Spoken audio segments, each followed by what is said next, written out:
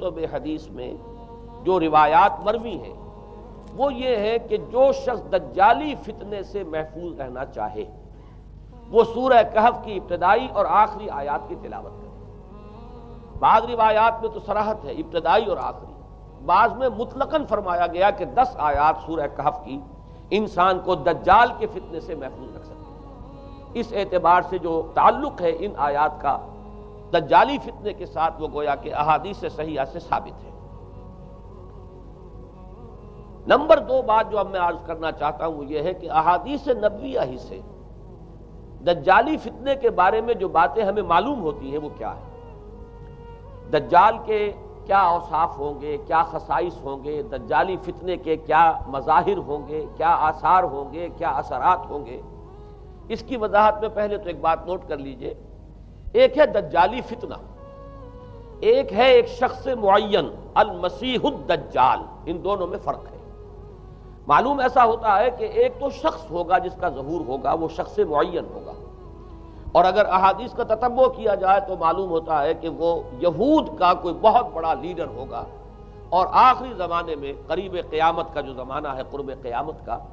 اس میں جو بڑی عظیم جنگیں ہونے والی ہیں ان میں جب یہودیوں اور مسلمانوں کا مقابلہ ہوگا اور بہت کریٹیکل سٹیج پر وہ مقابلہ پہنچا ہوا ہوگا، اس وقت حضرت مسیح علیہ السلام کا نزول ہوگا اور وہ دجال اکبر کو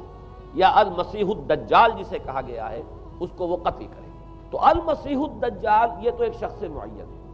البتہ دجالی فتنہ صرف ایک شخص معین کے ساتھ نہیں متعلق، بلکہ اس کے لیے جو احادیث آئی ہیں ان کا جب ہم تتبع کرتے ہیں، ان سب کو جب جمع کرتے ہیں تو معلوم ہوتا ہے کہ وہ ایک خاص کیفیت ہے. ایک خاص دور میں کچھ ایسی کیفیات پیدا ہو جائیں گی کہ جن کو دجالی فتنے سے تعبیر کیا گیا ہے. وہ کیفیات کیا ہیں؟ میں کچھ احادیث کے حوالے سے وہ میں نوٹ کر کے لایا ہوں، آج آپ کے سامنے رکھ رہا ہوں. پہلی بات یہ معلوم ہوتی ہے کہ اس دور میں، اس دجالی فتنے میں، انسان کو جو قواعد طبعیہ ہیں، جو قدرت کی طاقتیں ہیں، کائناتی قوتیں ہیں، ان پر غیر معمولی غلبہ، اقتدار، اختیار حاصل ہو جائے گا، اور وہ دجال متصرف ہوگا ان تمام قواعد طبعیہ پر بالکل ایسے انداز میں جیسے کبھی انبیاء کرام علیہ السلام کو اللہ تعالیٰ معجزے عطا فرماتا. وہ معجزے کہ جو اللہ تعالیٰ کے فضل و کرم سے اللہ کے رسولوں کو عطا ہوئے ہیں، گویا کہ وہ سب کی سب کیفیات ہیں کہ جو دجال کے بارے میں قرآن مجید یا احادیث نبویہ میں وارد ہوئی. مثلا پہلی بات یہ بتائی گئی کہ اس کے لیے فاصلہ بے معنی ہو کر رہ جائے گا، انتہائی تیز رفتاری ہوگی جو اسے حاصل ہوگی. چنانچہ الفاظ یہ ہے کالغیث استدبرت الريح، وہ ایک ایسے طوفان کے مانند جو ہے وہ سیلاب آئے گا کہ جیسے کوئی بہت زوردار آندھی جو ہے اس کے ساتھ طوفان آیا کرتا ہے. آپ سائیکلون کا تصور کیجئے کہ جس طریقے سے وہ ایک انتہائی تیز رفتار ہوا جو ہے وہ طوفان کو لے کر آتی ہے، اس طور سے وہ فتنہ پھیلے گا. ایک اور حدیث میں الفاظ ہیں فلا تدع قریۃ الا حبطتها فی 40 لیلہ. یہ مسلم شریف کی روایت ہے حضرت نواس ابن سمعان رضی اللہ تعالیٰ عنہ. کوئی قریہ تک نہیں چھوڑے گا دنیا کی کوئی آبادی چھوٹی سے چھوٹی جس میں وہ نہیں پہنچ جائے گا 40 دن کے اندر اندر. یہ اس کی تیز رفتاری کا عالم ہوگا. گویا کہ میں تعبیر کر رہا ہوں اسے ان الفاظ سے کہ فاصلہ بے معنی ہو کر رہ جائے. اسی کے ضمن میں بعض اور روایات آئی ہیں. سواری جو ہے اس دجال کی اس کو گدھے سے تعبیر کیا گیا ہے، اس لیے کہ ظاہر بات ہے اس دور میں اور کسی شے کا اگر تذکرہ کیا جاتا ہوائی جہاز کا یا راکٹس کا تو وہ تو لوگوں کی سمجھ میں نہ آتا اور پہلے انہیں ساری سائنس پڑھانی پڑتی تب وہ الفاظ استعمال کرتے. لہذا وہ اس کا خچر، اس کا جس پر سواری ہوتی ہے، لیکن اس کی تیز رفتاری کے لیے الفاظ آئے ہیں کہ اس کا ایک قدم اگر مکے میں ہوگا تو دوسرا قدم شام میں جا کر پڑے. اور الفاظ یہ آئے ہیں کہ اس کے دونوں کانوں کے درمیان فاصلہ جو ہے وہ 40 باع کا یعنی 80 ہاتھ کا ہوگا. بلکہ حضرت علی رضی اللہ تعالیٰ عنہ کے خطبے میں جو اس کا بیان ہوا ہے کہ اس کا ایک کان جو ہے وہ 30 ہاتھ لمبا کان ہوگا اس کا. ابھی ذرا یہ صرف احادیث آپ سنتے جائیے، پھر اس کے بارے میں ان سب کو جوڑ کر جو ہمیں نتیجہ نکالنا ہے اس پر گفتگو بعد میں ہوگی. اسی طرح آواز کا معاملہ کہ اس کی آواز 4 دانگ عالم میں بیک وقت سنی جائے گی. الفاظ یہ ہے ینادی بصوت لہو یسمع لہو ما بین الخافقین،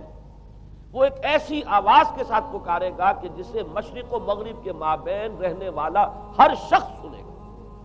اس کی آواز جو ہے گویا کہ وہ تمام فاصلوں کے جو پردے ہیں اس کے لیے وہ حائل نہیں رہیں گے، بلکہ یہ کہ اس کی آواز جو ہے پوری دنیا میں مشرق و مغرب میں بیک وقت سنائی دے گی۔ تیسری بات معلوم ہوتی ہے کہ علاج معالجہ وہ اس انتہا کو اور عمل جراحی اس انتہا کو پہنچ جائے گا۔ یہاں وہ الفاظ آئے ہیں جو قرآن مجید میں حضرت مسیح کے معجزات کے لیے آئے۔ حضرت مسیح کے الفاظ جو ابرئ الاکمہ والابرص، کہ میں مادر ذات اندھے کو اور جو کوڑھ کا مرض تو ان دونوں کو میں ٹھیک کر دیتا ہوں۔ حضرت مسیح علیہ السلام صرف ہاتھ پھیرتے تھے اور مادر ذات جو نابینا ہے، اندھا، بینائی اس کی آ جاتی تھی، اور کوڑھی جو ہے اس کے جسم پر ہاتھ پھیرتے تھے، اس کا کوڑھ درست ہو جاتا تھا۔ ابرئ الاکمہ والابرص، وہی الفاظ آئے حدیث میں کہ دجال کو یہ قدرت حاصل ہو جائے گی۔ نمبر 2 یہ کہ وہ یحیی الموتیٰ، جیسے کہ حضرت مسیح کے الفاظ ہیں وہ احیی الموتیٰ، میں زندہ کرتا ہوں مردے کو۔ حضرت مسیح فرماتے تھے ایک مردے کو قم باذن اللہ، اور وہ کھڑا ہو جاتا تھا۔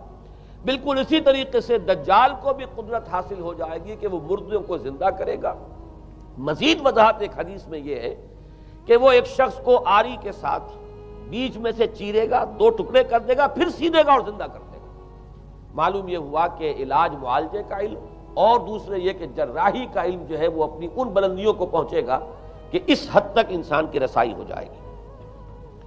چوتھی بات، اس کو زمین اور فضا پر اس قدر غلبہ حاصل ہو جائے گا، الفاظ یہ حدیث کے یامر السماء فتمطر، وہ آسمان کو حکم دے گا بارش برسا اور وہ بارش برسائے گا، والارض فتنبت، اور زمین کو حکم دے گا کہ فصلیں اگا اور وہ اگائے گی، وَيَمُرُّ بِالْخَرْبَةِ فَيَقُولُ لَهَا اُخْرُجِي كُنُوزَكَ، اور وہ کسی ویرانے پر سے گزرے گا اور اسے حکم دے گا، ویران چٹیل میدان، اور حکم دے گا کہ اپنے خزانے نکال، اور فرمایا اس کا نتیجہ یہ نکلے گا فَتَتَّبِعُهُ كُنُوزُهَا، تو اس زمین کے جو خزانے ہیں وہ نکل کے اس کے ساتھ چلنے شروع ہو جائیں گے۔ زمین پر قدرت، فضا پر قدرت، بارش کا حکم ہوگا وہ بارش ہو جائے گی، آسمان بارش برسائے گا، زمین اپنے خزانے اگل دے گی۔ پانچویں بات، وَيُبْعَثُ مَعَهُ الشَّيَاطِينُ عَلَى صُورَةِ مَن مَاتَ، اس کے ساتھ کچھ ایسے شیاطین مبعوث ہوں گے کہ جو ان صورتوں کو اختیار کریں گے ان لوگوں کی جو مر چکے ہیں، من الآباء والأمہات والمعارف، جو آباء و اجداد اور مائیں اور دادیاں اور جو بھی جان پہچان والے لوگ ہیں جو فوت ہو چکے ہوں گے، وہ ان کی صورت اختیار کریں گے۔ فَتَأْتِيَ أَحَدَهُمْ فَيَقُولُ أَلَسْتُ فُلَانًا أَلَسْتَ تَعْرِفُنِي، پھر وہ آئے گا اور وہ شیاطین آئیں گے اور انسان سے کسی سے بات کریں گے، کیا تم مجھے نہیں پہچانتے؟ کیا میں تمہارا فلاں رشتہ دار نہیں ہوں؟ اپنی نشانیاں بیان کریں گے اور لوگ پہچانیں گے۔ یہ وہ احادیث ہیں کہ جن کا جو نتیجہ نکلتا ہے اس کو پہچان لیجئے۔ وہ نتیجہ یہ ہے کہ حضور صلی اللہ علیہ وسلم نے دجالی فتنے کے جو اوصاف بیان کیے یا جو علامات بیان کی، ان کا حاصل یہ ہے کہ سائنس اور ٹیکنالوجی کی وہ بلندیاں انسان کو حاصل ہو جائیں گی کہ جو چیزیں کبھی رسولوں کے معجزوں سے ظہور پذیر ہوتی تھی، وہ قوانین طبیعہ پر تصرف کے باعث خود انسان کرنے لگے گا۔ یہ ہے در حقیقت حاصل۔ چنانچہ آج آپ دیکھیے وہ جو اس کا گدھا ہے وہ ہمارے آج کل کے ہوائی جہاز ہے، اور آپ کو معلوم ہے کہ یہ رڈار جو ہیں ان کے ہوائی جہازوں کے، یہ بالکل اینڈز پر ہوتے ہیں، ان کے بازوؤں پر، اور یہی ان کے کان ہیں،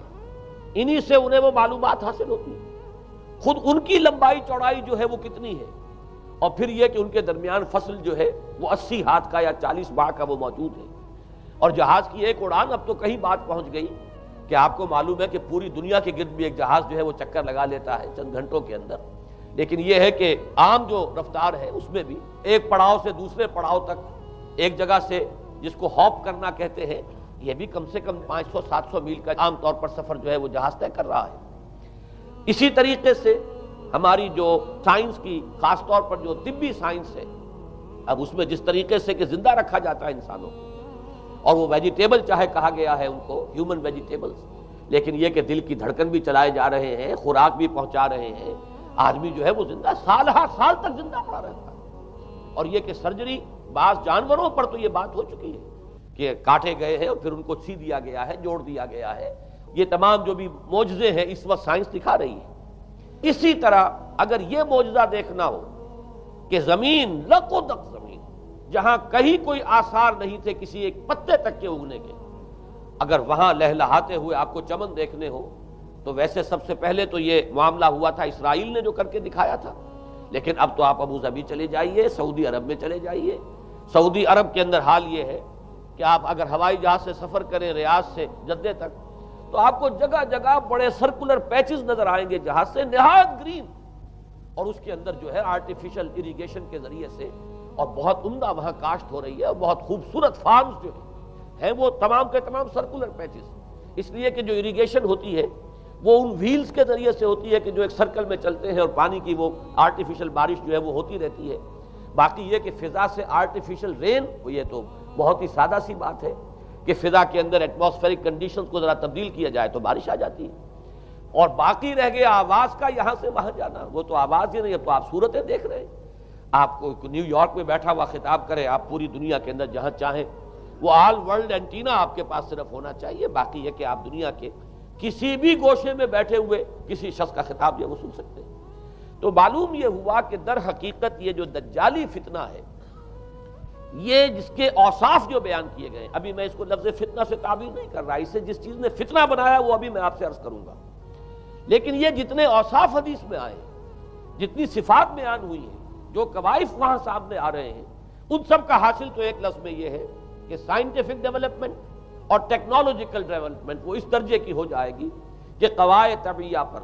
فورسز آف دی نیچر پر انسان کو تصرف اور تسلط حاصل ہو جائے گا اور وہ انہیں استعمال کرے گا، اور اس طریقے سے اس کے اندر وہ ساری کی ساری کیفیات جیسے کہ آج ہم دیکھ رہے ہیں اپنی نگاہوں کے سامنے وہ پیدا ہو جائیں گی۔